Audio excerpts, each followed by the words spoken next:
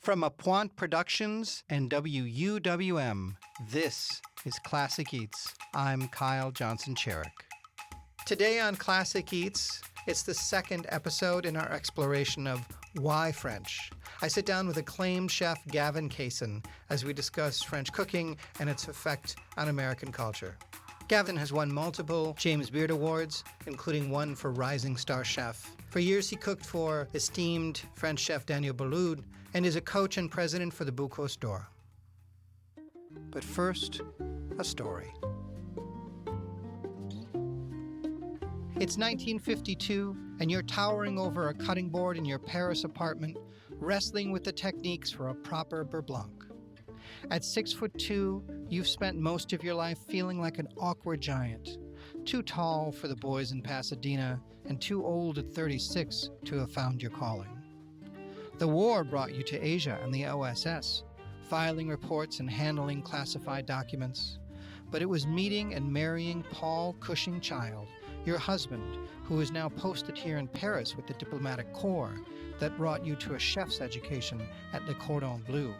And now, this maddeningly meticulous project with two French women who speak faster than you can conjugate. Simone Beck and Louisette Berthold have a half-finished French cookbook manuscript, Gathering Dust, aimed at American housewives who think coq au vin comes from a can. They need your help, they say, testing recipes in an American kitchen with American measurements for American stoves, American everything. What started as a collaboration has become something closer to an obsession. You spend hours, days, weeks testing a single recipe for French bread, trying to recreate the magic of a Parisian boulangère in a General Electric oven for a country that thinks white sandwich bread is the height of civilization. How could you know that this decade of work, with its endless testing and retesting, would become a kind of torture? Houghton Mifflin rejects the manuscript in 1959. Too encyclopedic, too complex, too much. The book is 800 pages and still not done. Paul has been reassigned thrice. You followed him to Marseille, to Bonn, Oslo, lugging your index cards, your notes, and your determination. Simone visits when she can, though your letters fly back and forth like epistolary migrating birds. You cook the same dish a dozen times, searching for the method that will work for an American cook who's never seen a proper omelet pan, never reduced a stock, never understood that cuisine bourgeois isn't about intimidation, but about care. The manuscript swells to 726 recipes across 1,000 pages. It takes Judith Jones at Knopf, an editor who once lived in Paris herself, to see what you've created. Not just a cookbook, but a translation of an entire culinary philosophy. Even then, even with a publisher finally committed, you spend 2 more years refining, testing, rewriting. 10 years in total, much of it spent wondering if anyone in America would care about the proper way to bone a duck or the 3 types of aspic. You could not have known, working in those unsung kitchens across Europe and America, that mastering the art of French cooking would become the Rosetta Stone for a generation of American cooks. That your obsessive precision, your refusal to simplify and condescend, would teach Americans not just to cook French food, but to cook with confidence and joy. That a decade of obscurity, testing and failing and testing again, would lay the foundation for everything that followed. The television show, the fame, the transformation of American food culture itself. The 10 years of struggle, unknown and unpaid, working on a book most publishers thought would never sell. That was when you became Julia Child. You just didn't know it yet. Welcome to Classic Eats. I'm Kyle Johnson Cherek. This is a show about culinary history, why we eat what we eat, the people, the places, the scenes and situations that set the course for the way we dine. Each show, we pick a thing, a person, a drink, a movement, or an object that made its mark on what we call food. Today, we're speaking with esteemed chef Gavin Kaysen, considering why French. If we can start by you saying, my name is Gavin Kaysen, and then just whatever introduction you want to, if you can explain your background, how you would describe yourself. Sure. Yeah.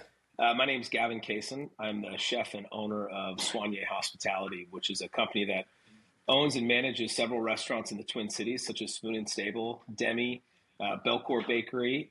We have Mara at the Four Seasons, as well as Kaysen Provisioning, which is a sports catering business. I grew up here, I came from Danielle Boulud's empire in New York City. I was the chef, executive chef, and director of culinary operations for Café Boulud, the brand, which was meant to be that I ran the Café Boulud in Palm Beach, Florida, Toronto, Canada, and Manhattan, New York City. Beautiful. You've got a couple of awards, you and your team. Can you detail some of those? Yeah. Yeah, so I've won 2 James Beard Awards. I won Rising Star Chef. I've won Best Chef in the Midwest. Demi has been nominated for Best Restaurant in the country. I've been a part of the creating an organization called Mentor. The founding members of that are myself, alongside Jerome Bocuse, Danielle Boulud, and Thomas Keller. That manages and oversees the team that goes for the United States to the Bocuse d'Or, which is over in Lyon, France, every 2 years. So currently, I am the president of Team USA. We've won silver in 2015. We took gold in 2017, both of which I was affiliated with as a coach or vice president of the team. Philip Tessier won in 2015, and Matt Peters won in 2017. So yeah, it's been pretty busy. You've been around the Bocuse d'Or for how long? It seems like you've been doing that. 20 years. Yeah, I mean, it's like, as soon as you graduated high school or something. So you have worked for one of the preeminent French chefs of the end of the 20th century, beginning of the 21st century, Danielle Boulud. You're closely associated with, friends with Thomas Keller, another incredibly famous, renowned chef cooking in the French tradition. Where do you see French cuisine going in America now, recently, in the future? I think it's always pretty interesting because it's very similar to fashion. It seems to go out of touch and then comes back into touch pretty quickly. And I see more and more of that French cuisine coming back into play now more than ever before. I know it took a little bit of a break for a while. And now it's sort of coming back that I see kind of around, Cafe Cormelini that opened up in New York City. You have all of these restaurants that are starting to open that have a French, baseline or tagline to it, which is really exciting. I mean, look, I think at the end of the day, you have certain cuisines that have a very strict base and a very strict formality of what is the foundational root of cooking. French happens to be one of those. And ultimately there is a way, once you learn how to paint the canvas, so to speak, you can then create artistic ability shortly thereafter. And I think it's one of those foundational roots of cooking that, like, once you learn it, once you understand the why behind what you're doing, you can then manipulate it based on where you are geographically. You can manipulate it based on what your guests really want to have and what they don't want to have. And that doesn't change the formality of it being French. It just changes the formality of how you're delivering it and then how you're articulating what that means. That's such a good answer. Thank you. That's really great and generous. So I think, what do you think American just stop 5 different people, going across sort of the equator of the Americas? So from California all the way to the East Coast and the Midwest states in between, and even the desert states.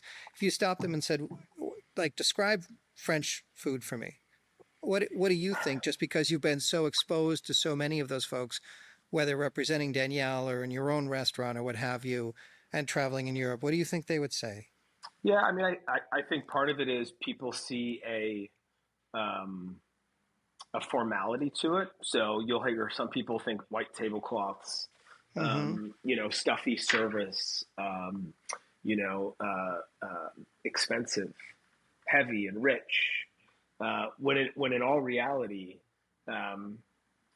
every cuisine has a defined vision of what it is, but the reality of it is typically not there. An alternate example would be if you were to say to somebody, what is Mexican cuisine? They would often come to you and think it's street food, and that it doesn't perhaps have the same value as, say, French cuisine. When in fact, they're using the exact same ingredients to make that taco as I am to make the souffle. So it's I can make a sea urchin souffle and they can make a sea urchin taco. We're using the same sea urchin, but what they can charge and what I can charge are certainly acceptably different. So I think French cuisine along the equator of the United States is often perceived as sometimes a little bit higher end or expensive. And then I think you can also get to the side of it where it's very communal. There's this beauty of French cooking and this beauty of dining in the French culture that it's about time. It's about being present. It's about sort of surrendering yourself to the 4 hours of time that it takes to enjoy a planned out meal that is coursed out but family style while drinking a little Ricard as a pregame, and then perhaps a beautiful bottle of Beaujolais and Chateau Yquem at the end while having, a peach tart. And so, like when you really think of the beauty of what that cuisine looks like and the beauty of what that lifestyle looks like, it's really about going back to being restored and finding restoration through dining. If you're just joining us, this is Classic Eats, and the second of 2 episodes exploring why French. My guest today is Chef Gavin Kaysen. That experience, which is marvelous, I think in our American culture, I was born at the end of the 60s. I think you're just somewhat younger than me, but we're kind of from the same cultural experience timeline. All that might sound really indulgent to some people. I mean, 4 hours, right? So how do you think some of the best aspects of French cuisine can integrate and has integrated with American culture? Well, I think a lot of it is through education more than anything else. I think it's helped, teach us what is a delicious croissant and what is an amazing baguette. Sure, you have 4 hour experience, right? A 4 hour experience is sort of the indulgent side of it, but your entryway is an espresso and a croissant, which is $4.50. And once you have that first croissant that is made correctly by somebody who is an artisan or a craftsman of that viennoiserie program, you truly then begin to understand what it means to care so much about the ingredients that go into making that, right? And that's the butter, it's the flour, it's the salt, it's the time. And it's that passion that goes into it. And so I think all of that becomes sort of this educational process. I mean, you see bakeries today are at an all-time high in terms of opening around the country. And every bakery is doing some sort of viennoiserie in that bakery. So there is a baseline of French cooking in every bakery almost opening up across the country. I mean, I bring home a freshly made baguette, and my two of my older sons, I mean, they're fighting over who gets both ends. Right. Because they all know the best part of the baguette is that end piece. Yeah. Yeah. Well, your kids might be a little overexposed. That's true. Yeah. So when you were a young chef and you came out to New York, were you seeking to cook for French masters? Were you what was your game plan, or what were your hopes? Yeah. Well, so I was in San Diego prior to that, and I was basically recruited by Danielle to go work for him at Café Bleu. And so I had set a goal to eventually work for him. And that goal was, self-servicing in the sense that I wanted to understand what it meant to play with the Yankees and watch them win World Series after World Series after World Series and go off and do my own thing. And that is really why I wanted to work for him. The intention of it being under somebody who is so masterfully at French cooking, it's what I love. I love the lifestyle. I love the food. I love the discipline. I love the intentionality of building flavors. I love the intentionality of what it means to to have geographically different food in such a small country. You know, you eat in Mm-hmm. Alsace, it's very different than when you eat in Lyon. You eat in Lyon, it's very different than when you eat in Yeah. Bordeaux. To have that as an educational foundation was really, really impactful. And so, who better to do it with than the person who knows it better than anybody I know?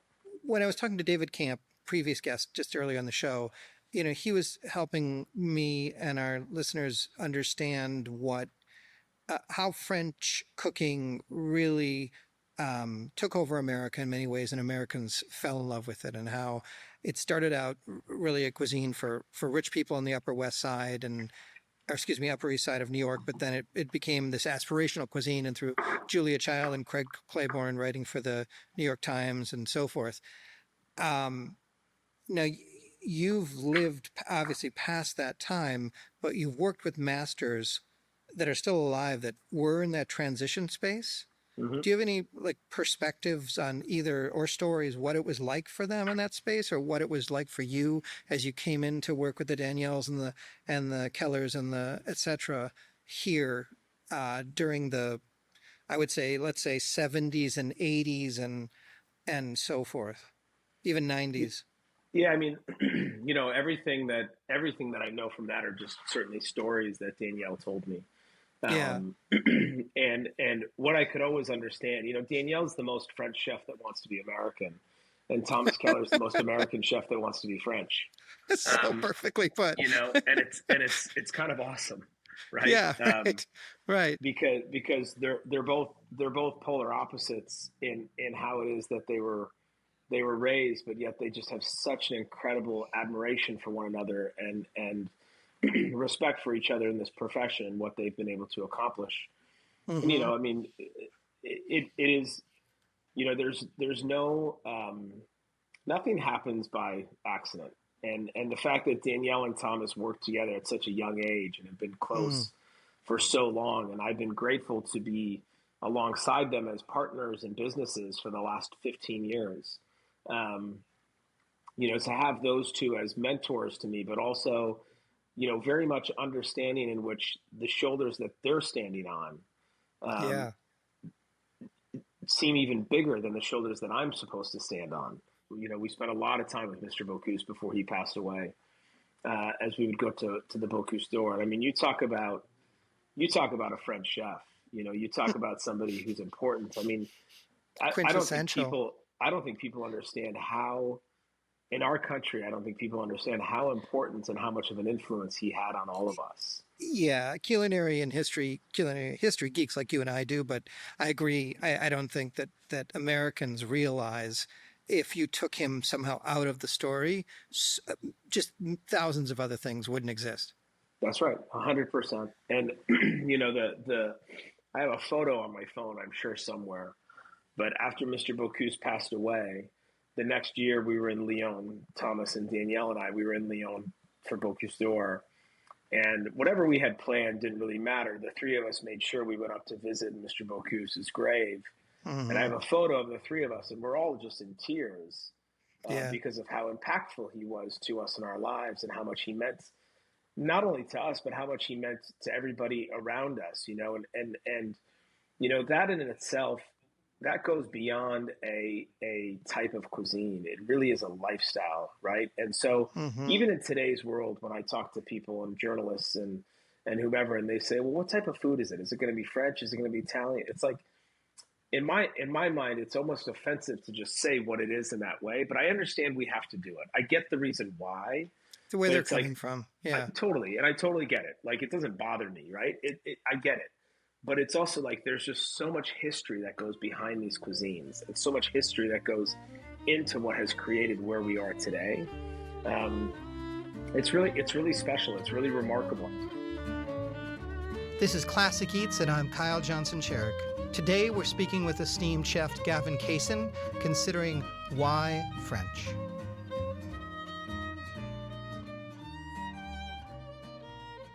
So French cooking is such a lovely example of peasant cooking, as all great cuisines are, but that grew into something more austere and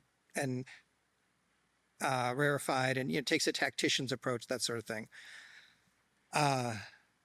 Is it hard still staying with that tradition at times with an American audience? I don't think so. No, I don't think so. Because if you think about, French cooking is a respect of the entire product, and most people cook like that at home, right? Yeah, that's a good point.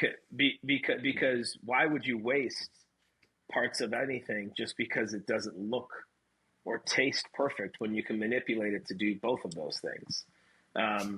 So when you really break it down, it actually is very similar to what you would cook at home. I just cook differently than how people cook at home because it's my profession. But it's in a very similar vein. So I don't think so. I think going back to your point about regional cooking in America, I think you're starting to see that more and more now. And so even as we start to develop, Spoon and Stable is 10 years old now. And so, the menu has certainly changed and developed a lot in the last 10 years. I would imagine, But there are dishes on our menu that people want to have back all the time, like my grandmother's pot roast, which is really pot au feu, right? But it's pot roast. And it's not pot au feu because it doesn't have bone marrow. It's not pot au feu because there's a lot of reasons why it's not that, but at the root of how we cook it, that's what it is. If you could go back in time and cook with 3 or 4, French, Spanish, whoever, chefs, Ferdinand Points or what, that kind of thing, spend a week with them, what have you, who would your maybe top 2 or 3 be? I would for sure do Madame Brasier. Oh, for sure, right? Yeah, Madame Brasier, yeah. I would for sure like to see how she ran her kitchen and how she cooked. And I'm going to stop you. So for our listeners, Mère Brasier is really the beginning, the locus of what would blossom into Nouvelle Cuisine. Without her, we just don't have it. And we don't have a Danielle. And Bocuse. And Bocuse, excuse me. We don't have a Bocuse and a Danielle, correct. Yeah, so, starting at the root of it, to me, that's a very, very, and to be able to cook alongside not only a chef, but a female chef during that time. Yeah. Right. During that time. 20s, 30s. Yeah. Right. So it's not about just the fact that she did what she did, but she did it under the circumstances in which everything was against her. Right. So that would have been remarkable to be a part of. Yeah, and in between 2 world wars. I mean, exactly. Which is no small thing either. Yeah. Okay, we lived through 1 pandemic. She lived through 2 world wars and still created a culinary empire and a safe place for young cooks to feel inspired enough and excited enough to go off and create what they created, which then gave us what we have. And a new style of cuisine, or the roots completely. of. Yeah. That's our show. Special thanks to our guest, Chef Gavin Kaysen. It's Classic Eats with Kyle Johnson Cherek. Thanks for taking a seat at our table. Classic Eats is created and hosted by Kyle Johnson Cherek and co-produced by Apuan Productions and WUWM. Executive producers Kyle Johnson Cherek and Rob Schoonover. Audio editing and engineering by Brian Arkta and John Rymaszewski. Special thanks to guest Amanda Schuster.